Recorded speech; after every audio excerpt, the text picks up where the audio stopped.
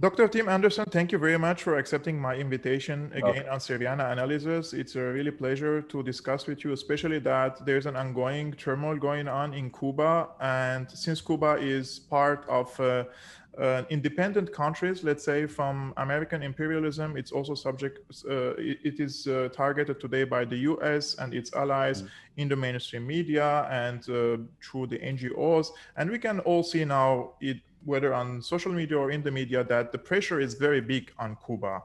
And however, we have seen like thousands of protesters against the government in Cuba. And whether we agree with the protesters or not, I think we cannot deny that one part of the Cubans isn't satisfied with the government of Miguel Diaz-Canel.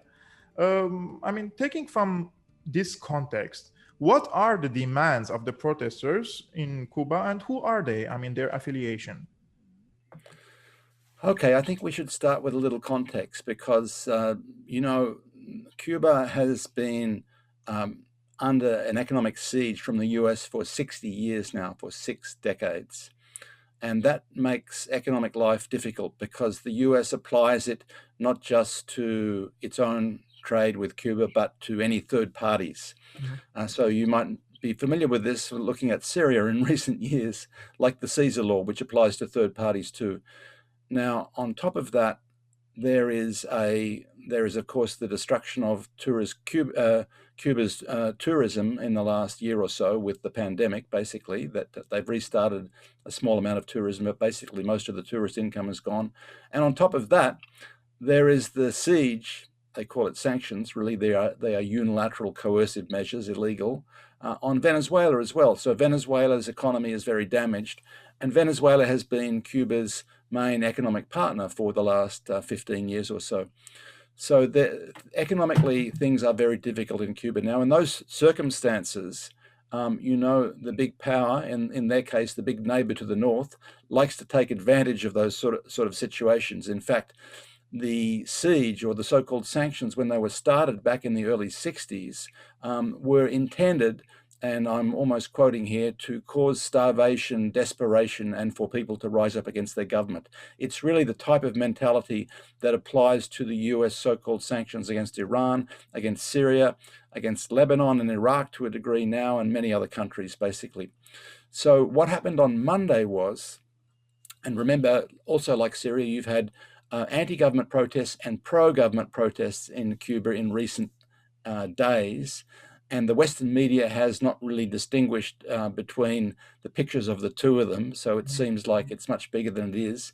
Some of the Western media and the online stuff had published pictures of the rallies, the anti-Mubarak rallies in Egypt more than a decade ago, and said they are Cuba, once again paralleling the type of things they've done with Syria in the past, where they've showed pictures of Gaza, for example, and said that they were Aleppo and so on. Now, what happened on Monday at 9 a.m., and there's a Peruvian blogger who's detailed this in a fair amount of detail. On Monday at 9 a.m., there were 12 protests that broke out at the same time in cities and small towns across Cuba, with numbers between 100 and 500. So significant, but not huge, basically. They all had this merchandise, Cuba Decide, Cuba Decides, with bags and wristbands and so on, printed in Miami. They were coordinated by groups in Miami to start at that particular time. Now, in those circumstances, not to say that people aren't upset and unhappy about certain things, in particular food prices. Food prices are a big problem because the shortages and the economic crisis there, even though the government subsidizes basic foods and education and health are free, and there are no big landlords, so there aren't significant housing costs in Cuba, generally speaking. But nevertheless, people are hurting economically, and so a lot of people can be conscripted into these sorts of demonstrations. So that's really a bit of the background to how they began. But the protesters, were they spontaneous or is there an organizer behind it? I mean, are they affiliated to any, let's say, a political party or any ideology or any person that they follow, or it wasn't spontaneous that the people went to the street demanding some reforms, for example? Especially in the media, if you read, it says that there were some mismanagements in regarding the COVID-19 case in Cuba. Well, Cuba has the best outcomes of COVID in Latin America. There is a terrible epidemic sweeping Latin America at the moment. You might have read that in Peru, more than 1 in every 200 people have died already. Brazil is terrible. 1 in 500 have died. Cuba has a much lower infection rate because it's got a very good public health system, basically. And also the people that get infections are much less likely to die in Cuba. So in the whole of Latin America, Cuba is doing much better. But these sorts of slogans, you have to remember, are created by political groups, largely based in Miami, because Cuba doesn't tolerate large opposition groups which are funded by the US, for example. The people elected to parliament in Cuba are elected as individuals, not as members of the party. There are no parties involved in elections there. And members of parliament don't get any salary either. They are given leave from their jobs to appear in parliament. So these demands, like in Syria, they don't also get any compensation. It's a very little compensation for the job they do in the People's Assembly because it's considered a service for the people and not a job. Yeah, so similar in some respects, but they don't represent parties when they stand for parliament in Cuba either. But the political demands are there effectively from the Miami groups, and there are some particular Miami groups who've been organizing this, and they're identified in people that are aware of them. In fact, most of the actions, the demonstrations that happen in Cuba, they're very small, but they are very well funded. So, and for example, people were paid, and there was one called the Ladies in White in the last decade or so that were doing rallies, and they had 20 or 30 people, but they were paid $50 each to attend those rallies. Now, $50 used to be a month's salary in Cuba, so it was a very large amount of money, and people were very cynical, and the police used to protect those rallies so that the neighbors, the locals, would not spit on them and attack them, basically. So in other words, there's been this type of charade for many, many years where, because most of the large opposition the leaders of opposition left at the time of the revolution and soon after. So you have a large immigrant community in South Florida, particularly Miami, over 1 million. And the earlier generation of them are extremely reactionary, very anti-Cuban revolution. The more recent ones are simply economic migrants, and actually they want better relationships with Cuba. So, but the political demands, the things you see in the US media are largely driven by that very reactionary group. They call them the Miami Mafia. A lot of things come out of Miami that aren't very savory. Dr. Tim, yesterday I was on Twitter and I watched a video for a famous Cuban rapper based in Miami. His name is Pitbull, and for those who follow hip hop, they certainly know who is Pitbull. He posted a video saying that what is happening in Cuba is about freedoms, the same freedoms that Cubans enjoy in the US. And I checked the comments on Twitter and found a lot of exiled Cubans who live in Miami or the US in general. They are for regime change in Cuba. And you mentioned that these people are exiled, but why are they exiled at the first place? And can they return back to Cuba? Well, actually, they're not really exiles. They are people that left, basically. They are immigrants. Most of them are economic migrants, like the rest of Latin Americans there, basically. But there is as I said, a leadership in Miami of the older generation, which are in Congress. You know, there are a lot of influential Congress people that are extremely anti-Cuban and have been for decades and decades. Now, they and the US media foment the sort of slogans that you'll read on the media there, basically. By the way, Pitbull, I believe, is from Puerto Rico. But anyway, there's a very strong culture in the US that has this idea of, you know, we are the center of freedom, we are the country of freedom, and everyone needs to be liberated by us. And that's why 300 US soldiers just invaded Yemen yesterday on their way from Afghanistan to Aden, you know, because apparently the Yemenis need some liberation too. So you have to read the Twitter, which is heavily influenced by US audiences and US media, basically, with that in mind. There has always been this huge propaganda campaign, and you will see much the same against Venezuela too on Twitter. Actually, yesterday I was reading a report also on Twitter. It's from a Russian state media, and the Russian state media is accusing Twitter of promoting certain hashtags, because we know that there are certain algorithms on Twitter, and Twitter can suppress certain terminologies, certain hashtags, etc. And at the same time, they can do the opposite, which is pushing forward certain hashtags in order to be spreaded. And the Russian state media was saying that some of the hashtags, such as the SOS Cuba, has been fundamentally pushed by Twitter management in order to give the impression that it's a widespread revolution is going on in Cuba. But basically, Twitter is not working in Cuba, right? So most of the tweets are coming from outside Cuba, not inside Cuba. I'm not sure to what extent Twitter's used in Cuba. They use Facebook a lot. I have a lot of Cuban friends on Facebook. And only in the last 5 years has the internet's been available there for almost 20 years, but only in the last 5 years has it become really accessible and affordable. Let's say $1 for an hour, for example, that sort of price, where it was much more expensive before that and much slower. So there are Cubans on social media, but I'm not sure about Twitter really. There's a close parallel here, which you might see with Israel and the Middle East region and Florida and Latin America there, basically. Miami is this base for a lot of counter-revolutionary, they call them contra campaigns. Almost every right-wing figure that leaves a Latin American country, whether it's Panama or Venezuela or Bolivia, goes to Florida, goes to Miami and gets involved in heavily funded sorts of things. You know how Israel funds a lot of young students, for example, to do social media in support of Israel. So the groups in Miami in particular, interestingly, the money from, for example, US aid and the National Endowment for Democracy for Cuba, for example, supposedly to support civil society in Cuba, really gets, there's a bottleneck in Miami where 80–90% of it gets caught up in Miami, and some dregs go through to Cuba, to their associates in Cuba, more or less. So you have a very well-funded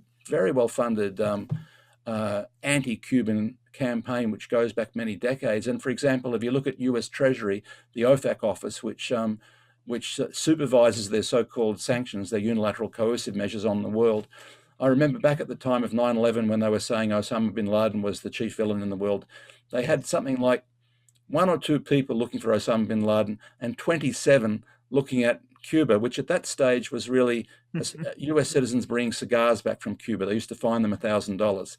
And then Obama came along, and Obama's idea was, we'll fine the European banks that are doing business with Cuba and Iran. Iran was part of that too. And through the course of the Obama administration, he did what Bush didn't do before him. They fined European banks, third parties, around $5 billion for doing fines for doing business with Cuba and Iran and a few other countries over that sort of time. So there is a very well-funded campaign, including and reinforcing sanctions and media campaigns. For example, they also funded journalists in Miami who were covering the case of the Cuban Five. You might have heard of that. They were Cuban political prisoners in the US they were in jail for up to 16 years, and eventually they were freed with a prisoner exchange at one stage. But those men were trying to provide information on terrorist attacks from Miami to Cuba back in the 90s. And the US arrested them, put them on trial, and then paid journalists in Miami to prejudice the trial and to print rubbish about the fact that they were, the allegation that they were spies and so on.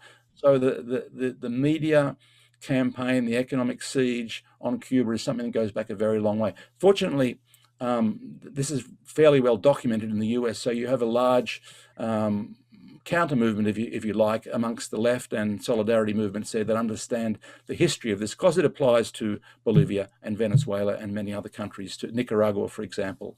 The 3 countries that are in the gun at the moment in Latin America are Cuba, Venezuela, and Nicaragua in particular. Dr. Tim, yes, as I mentioned about this video about Pitbull, I left a comment about the American democracy, right? And I posted some of the photos where the US brought freedoms and democracies, such as in Syria, Libya, Iraq, in Yemen, etc. And I mean, there was some backlash from people were commenting under my illustration, let's say. And I will try to read um, a person who posted a photo which says, the embargo is not responsible for prohibiting fishermen from fishing, the dictatorship is. The embargo is not responsible for confiscating what the farmers harvest, the dictatorship is. The embargo is not responsible for prohibiting Cubans on the island from doing business freely, the dictatorship is. The embargo is not responsible for destroying every sugar mill, textile factory, shoe store, canning factory, the dictatorship is. And lastly, the embargo is not responsible for Cubans being paid in Cuban pesos, while the regime sells everything in stores with American dollars, the dictatorship is. I mean, what is your comment on these allegations against Cuba? So these are the slogans trying to discredit Cuba, in the media. And of course, they affect some people that don't really think too much about it. But I mean, in some of those cases, there's a half truth there. Like, for example, it's true that they've got their own currency. And it's true because of shortages, they have some stores where people pay things in the equivalent of a foreign currency. That's true. Even though they got rid of the dual currency system in the last year or so. It's not true that they've destroyed the sugar mills. The sugar has gone down as an industry significantly and been replaced by tourism. With farmers, what they do is typically the small farming operations of the last decade or so have been that they will lease land to people, to small farmers, who then grow their produce, sell it, and provide 50% to the state, basically, and the state uses it to feed other people, basically. So there are socialist operations going on which are categorized as dictatorships and as expropriating people and so on, but they are gross exaggerations, basically. As I said, with COVID, Cuba has the best public health system in Latin America. In some respects, it's better than the US health system. And we know what is on the plan because there's been a number of so-called transition plans published in the US, and primary amongst them are privatizing their health system, privatizing all of the things that people get benefits from. So this is a level of propaganda, those sort of slogans. They are written in the US because the US has a very definite agenda. It's had it for 6 decades, and the Cubans have resisted for 6 decades. And Cuba also exported a lot of medical doctors during the corona crisis, right? Even into Western countries to help the people overcome the corona pandemic. That's true. And they are compensated in different ways depending on the capacity of the countries. Like Italy, for example, as you mentioned, they had quite a big brigade in the north, in one part of the north of Italy. They had some in Andorra, in Spain. And of course, typically their focus is Latin America and African countries and so on. But I think there's something like about 25 countries that they sent doctors to during the COVID crisis, as they did during the Ebola crisis in West Africa too. Mm-hmm. Dr. Tim, if we follow Western mainstream media, there is a big excitement for a regime change now in Cuba. What do the US and the West in general really want from Cuba? I mean, we remember that Obama tried to change Washington's policy towards Cuba, but then Trump came and he turned the policy again upside down. Now, as Biden is in power, the so-called left-wing president, we expected, or some experts expected, another positive shift towards Cuba, but it didn't happen. And now we see another attempt for regime change under Biden administration. Why is Biden enthusiastic about the regime change in Cuba? Yes, it's interesting, isn't it? That tells us something about the US, I think, that there is great continuity between administrations in the US. You notice that, for example, Biden with Iran has also continued with most of Trump's policies against Iran, and similar with Cuba. What Obama did back in 2014 was really a reaction to the great diplomatic successes of Cuba, that they had, for many years, most of the world voting against the US blockade. Yes. What they call an embargo of Cuba, most of the world. And in the year 2013, Cuba was actually president of CELAC, which is the main group for umbrella group in Latin America, 600 million people, 33 states, excluding the US and Canada. Now, that signaled to the Obama administration that their attempt to isolate Cuba had been a failure.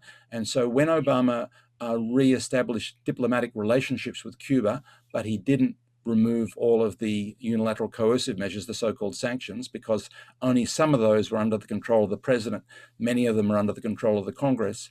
When he did that, it certainly was a turnaround, but it wasn't a complete abandoning of all these economic siege measures against Cuba, basically. So, and you're right, Trump reversed that in many respects and became very aggressive, and Biden has not managed to roll back much of that. In the same way as Iran, I think actually Biden has rolled back a little bit on Iran. Just recently, he said that they were going to unfreeze Iran's assets that were in South Korea and Japan. Well, wonderful. Isn't that generous that he was going to let Iran have their own assets, which are in third countries, not even in the US.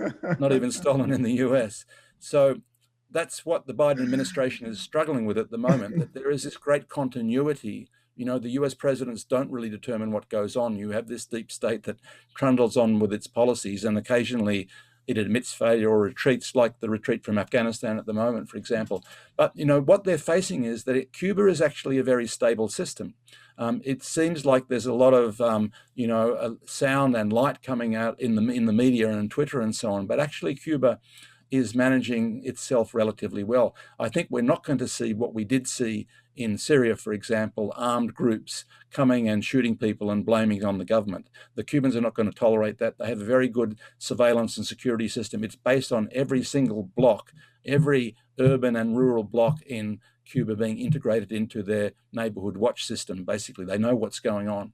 And while there isn't heavy-handed policing in Cuba, they're not going to allow terrorist groups to come in. They tried that in the 90s. There was some terrorism coming out of Miami against Cuba, but I think that you'll see that this is much more, smoke than fire coming out of the social media here. I don't expect, although Cuba's going through difficult times and they can recruit people with slogans and there may be some minor violence and looting and things like that, it's not going to be a large-scale thing like happens in the US when you have huge riots in the US, or in France with the yellow vests. You know, we're not going to see a yellow vest in Cuba, even though it looks like it from the propaganda coming out of Miami.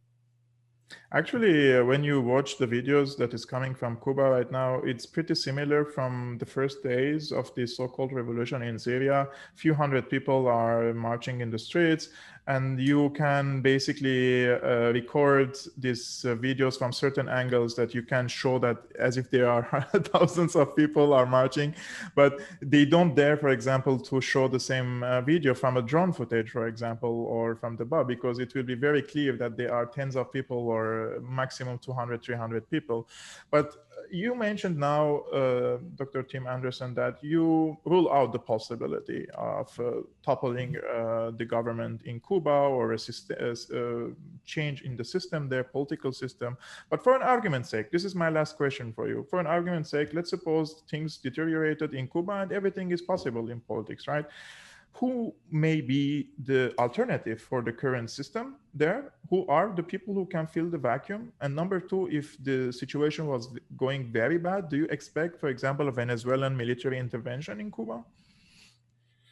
Well, no to the last thing. I mean, the situation there is very difficult economically. And of course, in that sense, there's some parallels with Syria now too, because the situation in Syria is situation in much of the Middle East is very difficult now because there are such heavy sanctions and they affect Venezuela and Cuba at the moment. But as I said, Cuba is a much more stable system, much more stable even than Venezuela, for example, where you have a very big opposition in Venezuela. And the people support Cuba. That's why it's stable.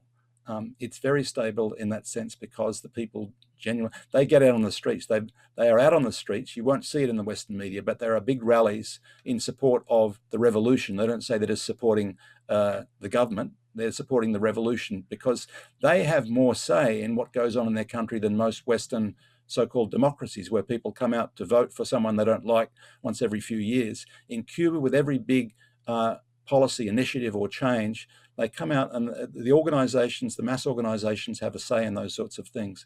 So there's a very strong sense of identification with the government and engagement with the system there, what they still call the revolution there, basically. And there are a lot of benefits. So social benefits in Cuba are huge. And of course, it's true that people often see what they don't have rather than what they do have. And this was part of the problem, I guess, with Eastern Europe and the collapse of socialism in Eastern Europe, that people thought they were going to go into a land of milk and honey, the consumer world, and really they got the collapse of social services and the collapse of housing and things like that.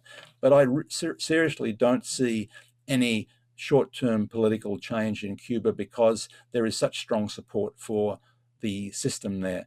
And of course, not to say that people aren't going to complain, particularly about food prices, particularly about access to basic commodities. There are shortages, there are real problems there. But this manufactured so-called regime change and their slogans from Miami, really, I think you'll see it's just another wave that's going to pass on very quickly. Dr. Tim Anderson, I really appreciate your insight on this issue. I learned personally a lot, and I hope we can do more chats like this, let's say. I'm sure the followers of Syriana Analysis also appreciate your presence on my channel. And guys, thank you very much for watching this discussion with Professor Tim Anderson. If you like the video and if you're new, please consider subscribing. And if you like to support Syriana Analysis, you can become a patron and buy me a coffee. It really helps me to continue and bring to you further more videos like this. See you next time.